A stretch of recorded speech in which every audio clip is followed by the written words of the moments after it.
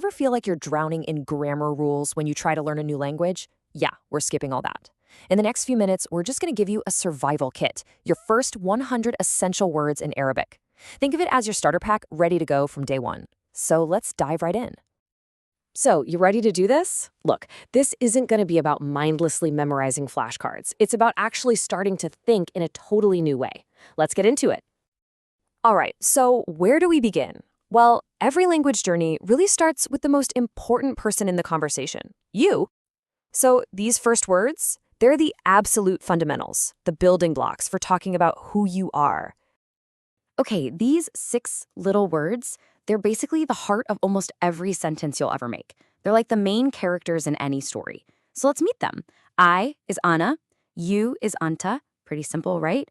Then we have he, which is hua, and she, which is hiya. For the groups, we is nanu, and they is home. Seriously, if you can get these down, you're already on your way to making real sentences. So we know who we're talking about, but what about their stuff? Let's talk about possession. In Arabic, it's actually pretty cool. Instead of a separate word, you often just stick a little sound at the end of the noun. For example, to say my, you just add an e sound.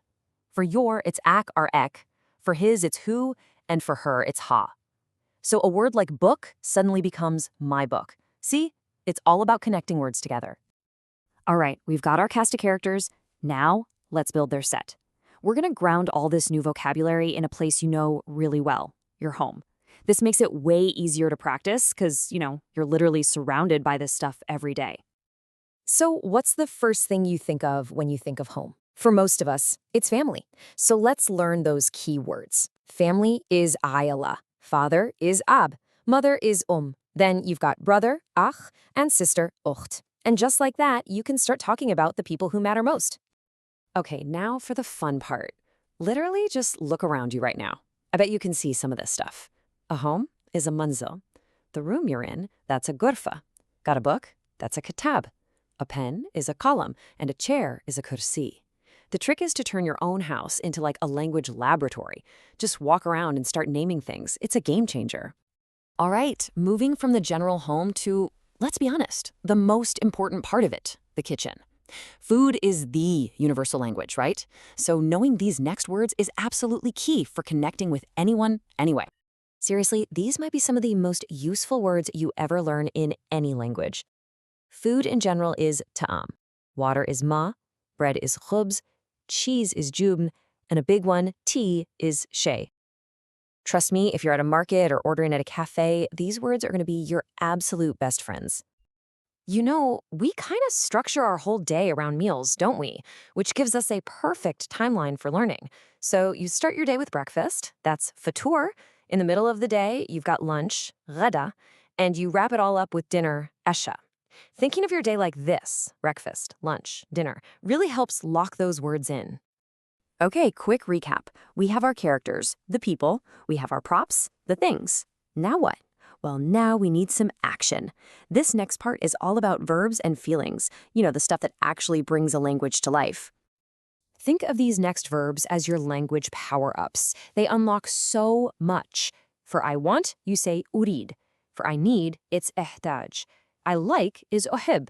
I go is adhab. And I see is ara. See what I mean?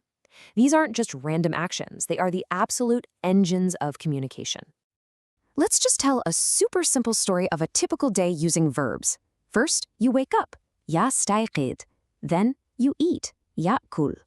After that, maybe you work. Ya'mal. And at the very end of the day, you sleep. Yanam. You see that? We just created a little narrative. And that context, it makes these words so much stickier than just a random list. But life isn't just about what we do, right? It's about how we feel. So let's look at 2 of the most basic emotions. Happy is sa'id, and its opposite, sad, is hazin. This is huge because this is how you start to share what's going on inside. So we have our nouns, the things, and our verbs, the actions. But right now, our world is a little bit black and white. It's time to add some flavor, some color. That's where adjectives come in. These are the words that paint the picture and make everything way more interesting. Okay, here's a fantastic memory hack. Learn words in pairs, as opposites. It works so well. Let's try it. Big is كبير, and small is صغير. That contrast just helps burn both words into your brain. So think about it. Is your house كبير or صغير? Let's do another one. Hot is har. Cold is barid. Simple, right? So, is your tea har or barid? These are just super practical, everyday words you can use for everything from food to the weather. And for our last pair, let's talk about making a judgment call. This is huge. Good is جيد, and bad is سيء. Think about how often you use these words. How was the food? How was your day? This simple pair opens up a whole universe of opinions. The real trick is to start using them right now to describe the world around you. Okay, this is it. This is the moment we've been building towards. We've collected all the pieces of our puzzle, the people, the objects, the actions, the descriptions. Now let's click them all together and build some actual meaningful sentences. We're going to start with the very first block, our foundation. Remember this one? Anna, I. That's our subject. Okay, block 1 is down. Now let's add block 2, one of those power verbs. أنا أريد, I want. Look at that. We have a subject, we have an action, we've just expressed a clear desire. And now for the final piece. Let's complete the thought with a noun we learned. أنا أريد ماء, I want water. And that's it. You did it. You just built a complete, correct, and super useful sentence in Arabic. This is exactly how it works. You build a language piece by piece, just like this. Seriously, just take a second and let that sink in. You now have over 100 of the most essential words in Arabic in your head. And this isn't just some random vocabulary list. It's a real functional toolkit. You can literally start building sentences with it today, right now. So I'll leave you with this one question. You now have all the building blocks, the who, the what, the doing, the describing. You've got the tools. So what are you going to say first?